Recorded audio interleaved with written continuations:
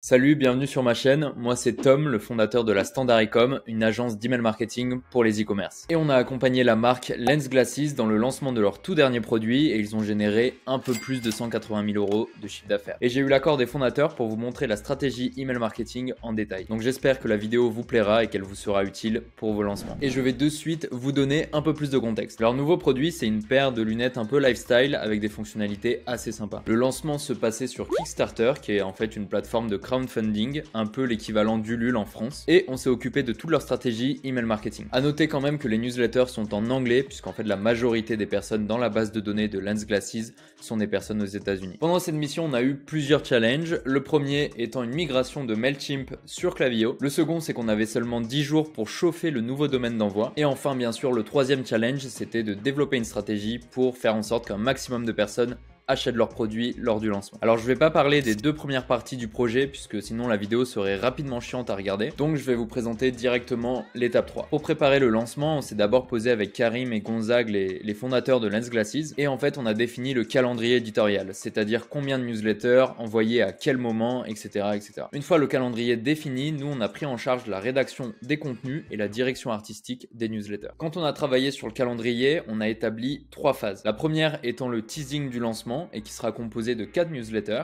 La seconde phase, c'est bien sûr l'annonce du lancement, donc une seule newsletter. Et enfin, la phase de relance qui est post-lancement et cette fois-ci sera composée de 4 newsletters. Et je vais vous présenter de suite la phase de teasing. Alors on va afficher à l'écran les 4 newsletters qu'on a réalisés.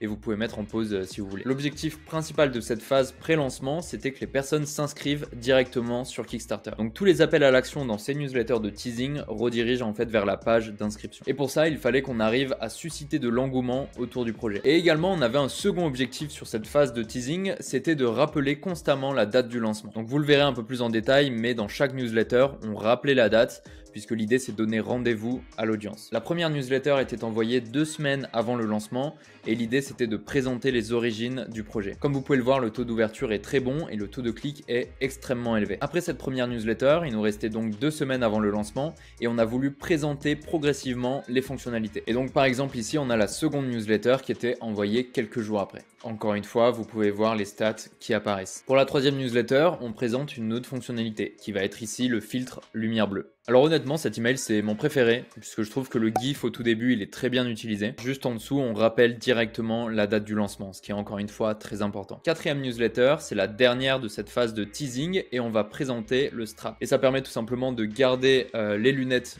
correctement sur la tête quand vous faites des efforts physiques ou ici un saut en parachute. Donc voilà, quelques jours avant le lancement, on a un peu un effet waouh puisque comme je vous le disais, on a l'image d'une personne qui saute en parachute avec les lunettes. Et c'est tout pour cette phase de teasing. Et honnêtement, quand j'ai vu un taux de clic aussi élevé sur les newsletters, j'ai su que le lancement allait être une putain de réussite. Et on passe à la phase d'annonce. Alors voici la newsletter qu'on a envoyée le jour J. Comme vous pouvez le voir, le premier appel à l'action est placé extrêmement haut dans l'email. Et c'est fait exprès, puisque sur toutes les personnes qui vont ouvrir votre email, tout le monde ne va pas scroller vers le bas. Donc l'idée c'est que le premier appel à l'action soit visible par tous et ça va maximiser le taux de clic. Et je vous conseille fortement de faire ça sur vos newsletters de lancement. Et encore dans cette optique de maximiser le taux de clic, comme vous pouvez le voir, on a multiplié les appels à l'action tout au long de la newsletter. Et on a fait en réalité une newsletter assez longue. Et honnêtement, c'est une bonne technique de faire une newsletter assez longue, mais si vous le faites, il faut faire gaffe à ce que votre email ne soit pas trop lourd. Sinon les messageries vont le couper en plein milieu. Et on peut passer à la dernière phase qui est celle de relance. Le lendemain de l'annonce, on envoie une newsletter pour dire que l'objectif de chiffre d'affaires a été atteint et que forcément en fait les stocks partent assez vite. On a donc une urgence hyper forte qui se crée et on joue là-dessus. Et on profite même de l'occasion pour utiliser un format un peu différent qui est le plain text. En fait d'expérience, on sait que ça fonctionne extrêmement bien pour ce genre de newsletter, des newsletters de relance ou alors pour transmettre une information importante et ça donne un côté plus personnel. Alors le plain text, c'est une version sans design. Donc voici à quoi ressemblait la newsletter. Et encore une fois, couplé avec de l'urgence, en fait on se retrouve avec des performances de dingue. Ici ce qui est fou, c'est que le taux d'ouverture et le taux de clic sont encore plus élevés que lors du lancement. Donc je vous recommande fortement de tester le plain text sur tout ce qui est relance. Une semaine après, on envoie une newsletter de témoignages clients. En fait on s'est demandé qu'est-ce qui pourrait empêcher une personne intéressée d'acheter le produit Lensglasses. Et étant donné que la marque est une société assez jeune, on s'est dit que c'était le manque de crédibilité. Surtout quand quand tu vends des lunettes ou c'est un produit hyper technique. Donc rajouter un peu de preuve sociale, ça fait pas de mal. Et ici dans cette newsletter, on met en avant un témoignage client. Quelques jours après, on teste une approche différente. Si une personne n'est pas forcément intéressée d'acheter le produit, peut-être qu'elle serait intéressée de l'offrir. Honnêtement, je savais d'avance que ça allait pas être la meilleure des newsletters, mais on a essayé. Et comme vous pouvez le voir, les stats sont pas trop mauvaises non plus. Et on arrive tranquillement sur la dernière newsletter qui est envoyée cette fois-ci un jour avant la fin de la campagne. L'idée ici, c'est de remercier toutes les personnes qui ont supporté le projet et de mettre un max d'urgence. On finit sur une note positive et